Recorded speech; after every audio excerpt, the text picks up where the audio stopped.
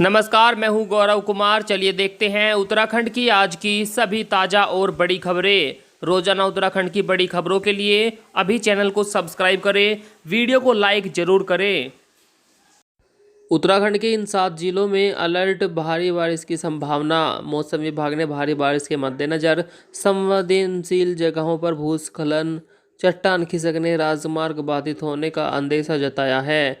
वहीं पहाड़ी और मैदानी इलाकों में कहीं कहीं बारिश की आशंका है। उत्तरकाशी, देहरादून, टिहरी, पौड़ी, नैनीताल, बागेश्वर, पिथौरागढ़ में गरज और चमक के साथ कहीं कहीं भारी बारिश हो सकती है। मौसम विभाग की ओर से इन जिलों के लिए ऑरेंज अलर्ट जारी किया गया है। हरिद्वार में बढ़ा खतरा, जारी अलर्ट। हरिद्वार में गंगा का जलस्तर चेतावनी के निशान के पार चला गया है, जिसको देखते हुए प्रशासन ने अलर्ट जारी कर दिया है। पहाड़ी इलाकों में लगातार हो रही बारिश के चलते हरिद्वार में गंगा का जलस्तर 293 मीटर से लगभग 5 सेंटीमीटर ऊपर 293.5 मीटर पर पहुंच गया। प्रशासन ने आपदा कंट्रोल रूम लखनऊ को इस संबंध में सूचना दे दी है। नैनीताल हाईकोर्ट सख्त, सभी जिलों को दिए ये निर्देश। नैनीताल हाईकोर्ट ने 4 धाम यात्रा पर रोक लगा दी है। कोरोना याचिका की सुनवाई करते हुए चीफ जस्टिस ने सरकार से राज्य के सरकारी अस्पतालों में नर्स, वार्ड बॉय समेत सभी मेडिकल स्टाफ पर रिपोर्ट मांगी है। वहीं दिव्यांगजनों को वैक्सीन के लिए कोर्ट ने सभी डीएम को आदेश दिया है कि वो घर जाकर इनका वैक्सीनेशन करवाए। कोर्ट ने राज्य में मेडिकल सुविधाओं पर शपथ पत्र दाखिल करने का आदेश दिया है। मसूरी में बिना कोरोना रिपोर्ट प्रवेश पर रोक बढ़ी, इनको मिलेगी छूट। मसूरी के DM doctor R Rajesh Kumar ने नई गाइडलाइन जारी की है। इसके मुताबिक पर्यटकों को 72 घंटे के भीतर की कोरोना नेगेटिव रिपोर्ट साथ लानी जरूरी है। देहरादून स्मार्ट सिटी पोर्टल पर रजिस्ट्रेशन व होटल में बुकिंग अनिवार्य है। 4 अगस्त तक लागू कोरोना कर्फ्यू में वीकेंड पर मसूरी में वाहनों के साथ दोपहियों से प्रवेश पर रोक जारी रहेगी। तय मानकों का पालन करने वाले पर्यटकों के आवागमन को छूट दी गई है। और देशवासियों के लिए बहुत अच्छी खबर, अब बैंक डूबने पर 90 दिन के भीतर मिलेगा खाता धारकों को पैसा। केंद्रीय मंत्रिमंडल ने हुई बैठक में DICGC एक्ट में बदलाव को मंजूरी मिल गई। संसद में अगर यह बिल पास हो जाता है तो किसी बैंक के डूबने पर बीमा के तहत खाता धारकों को पैसा 90 दिनों के भीतर मिल सकेगा। DICGC सुनिश्चित करता है किसी बैंक के बर्बाद होने पर उसके जमाकर्ताओं को कम से कम 5 लाख रुपए मिले। अब तक 5 लाख रुपए ग्राहकों को तब मिलते थे जब किसी बैंक का लाइसेंस कैंसिल हो जाता था। 4 धाम यात्रा पर हाईकोर्ट ने 18 अगस्त तक लगा दी रोक। नैनीताल हाईकोर्ट ने 4 धाम यात्रा शुरू करने की अनुमति नहीं दी है। कोर्ट ने कोरोना के चलते यात्रा पर 18 अगस्त तक के लिए रोक लगा दी। कोर्ट ने कहा कि जब तक सुप्रीम कोर्ट में यात्रा को लेकर फैसला नहीं होता तब तक इस पर रोक रहेगी। हाईकोर्ट ने उत्तराखंड के पर्यटन स्थलों पर कोविड संबंधी नियमों का पालन नहीं होने पर राज्य सरकार को फटकार भी लगाई है। उत्तराखंड में कोरोना की स्थिति पर डाल लेते हैं नज़र। बीते 24 घंटों के दौरान उत्तराखंड में 60 नए कोरोना संक्रमित मिले। वहीं एक भी मरीज की मौत नहीं हुई, जबकि 46 मरीज ठीक होने के बाद अपने घर भी पहुंचे। वहीं सक्रिय मामलों की संख्या बढ़कर 672 पहुंच गई है। स्वास्थ्य विभाग की ओर से जारी बुलेटिन के अनुसार 27,750 सैंपलों की जांच रिपोर्ट निगेटिव आई। वहीं 2 जिलों बागेश्वर और चमोली में एक भी संक्रमित मरीज सामने नहीं आया।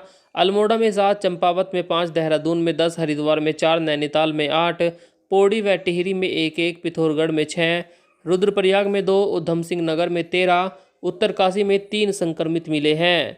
प्रदेश में अब तक कोरोना के कुल संक्रमितों की संख्या 3,41,934 हो गई। इनमें से 3,27,864 लोग ठीक हो चुके हैं। प्रदेश में कोरोना के चलते अब तक कुल 7,361 लोगों की जान जा चुकी है। बिजली कर्मचारियों को सरकार मनाने में हुई कामयाब, हड़ताल खत्म। हड़ताल पर गए बिजली कार्मिकों को सरकार मनाने में कामयाब रही।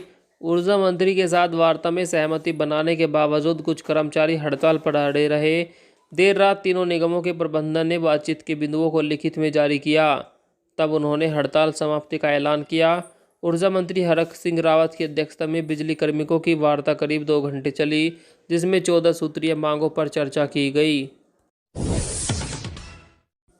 भारी बारिश से लोगों में दहशत, बद्रीनाथ, केदारनाथ व गंगोत्री यमुनोत्री हाईवे बाधित।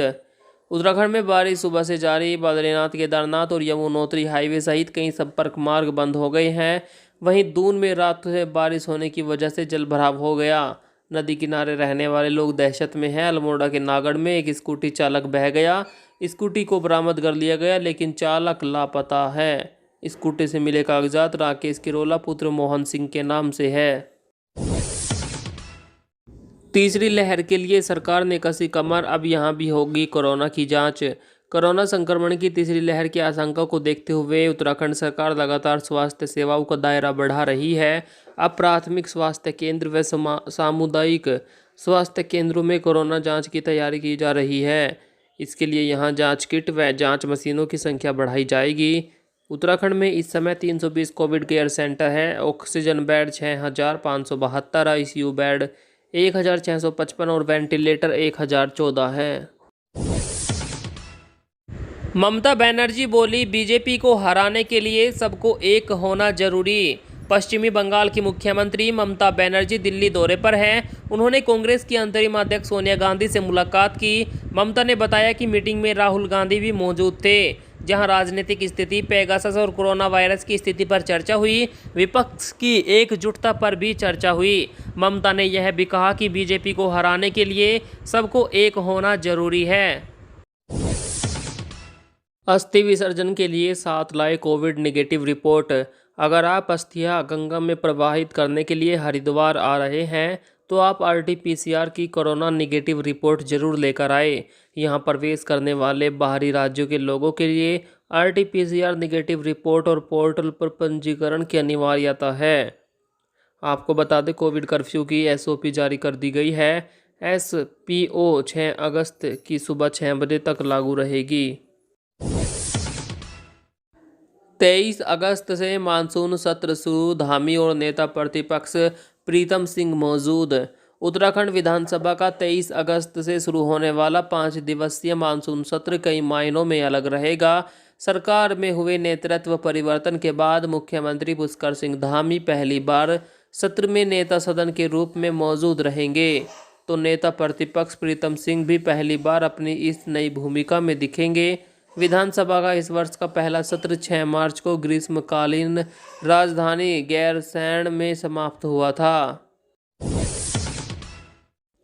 और बात करें ब्लैक फंगस की, तो पिछले 24 घंटों के दौरान प्रदेश में ब्लैक फंगस के 4 नए मरीज मिले हैं। इस तरह से प्रदेश में कुल मरीजों की संख्या 555 हो गई है, जबकि 124 मरीजों की ब्लैक फंगस से मौत हो गई। 212 मरीज ठीक भी हुए हैं।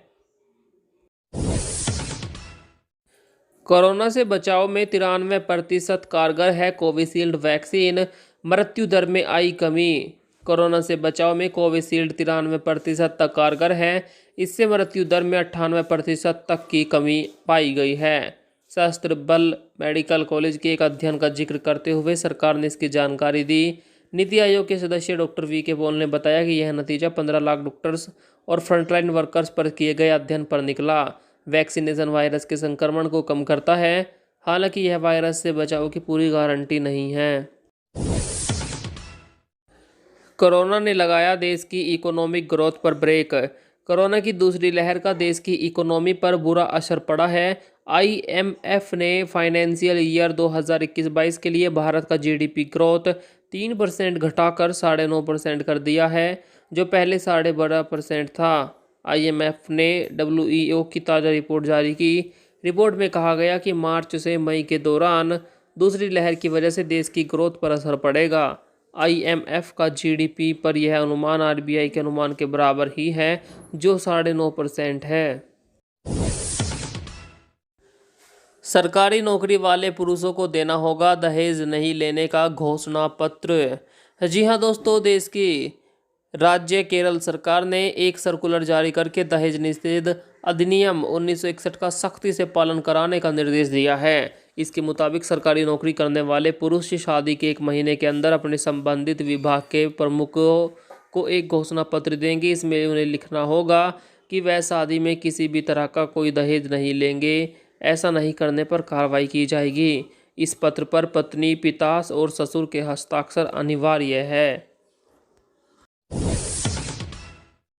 भारत अगले साल चंद्रमा पर अपना तीसरा मिशन चंद्रयान 3 लॉन्च कर सकता है। डॉक्टर जितेंद्र सिंह ने संसद में अपने एक लिखित जवाब में इसकी जानकारी दी। उन्होंने कहा कि भारत अगले साल तीसरी तिमाही में चंद्रमा पर अपना तीसरा मिशन चंद्रयान 3 लॉन्च कर सकता है। हालांकि कोरोना के कारण अंतरिक्ष यान के निर्माण में देरी हो सकती है, लेकिन कार्य प्रगति को देखते हुए 2022 के तीसरे महीने में लॉन्च होने की संभावना है।